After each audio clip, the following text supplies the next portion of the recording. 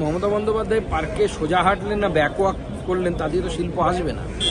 শিল্প আসার জন্য, শিল্প আনার জন্য নির্দিষ্ট নীতি প্রয়োজন, জমি নীতি প্রয়োজন, আপনার সিঙ্গেল উইন্ডো সিস্টেম প্রয়োজন, আপনার যে প্রপোজালগুলো আসবে সেই প্রপোজালগুলোকে হ্যান্ডেল করার জন্য ডেজিগনেটেড আলাদা একটি বডি দরকার, ইনভেস্টমেন্ট ম্যানেজমেন্টের জন্য একটা বডি দরকার, তার ডেডিকেটেড ওয়েবসাইট দরকার, তার জন্য একজন অফিসারকে নিযুক্ত করা দরকার। এগুলো প্রয়োজন। আপনি শিল্পপতিদেরকে সোজা হেঁটে দেখালেন না হামাগুড়ি দিয়ে দেখালেন। আপনি ওই পার্কে গিয়ে, হাইল্যান্ড পার্ক না কি বলছে, হ্যাঁ সেই যাই পার্ক হোক, সেখানে গিয়ে যদি নাক্ষত দেন তাও তো শিল্পপতি আসবে না।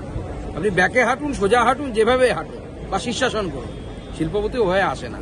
শিল্পপতিদের জন্য, ইনভেস্টমেন্টের জন্য শিল্প বান্ধব পরিবেশ নির্মাণ প্রয়োজন। আপনি শিল্প ইনভেস্ট করতে যাবেন, আমি জানি প্রচুর শিল্পপতিরা আমার সাথে দেখা করেন, তারা নর্থ ইস্টে এখন ইনভেস্ট করতে চাইছেন। অনেকে তাদের মধ্যে বাঙালি, তারা বলছে পশ্চিমবঙ্গে বিজেপি না হলে ইনভেস্ট করবে না।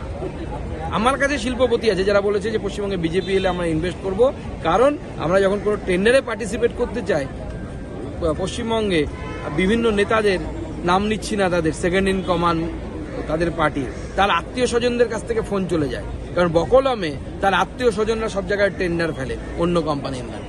তৃণমূল কংগ্রেসের সেকেন্ড ইন কমান্ডের শ্বশুর বাড়ির আত্মীয়রা, গম্ভীর টম্ভীর কি সব আছে তারা।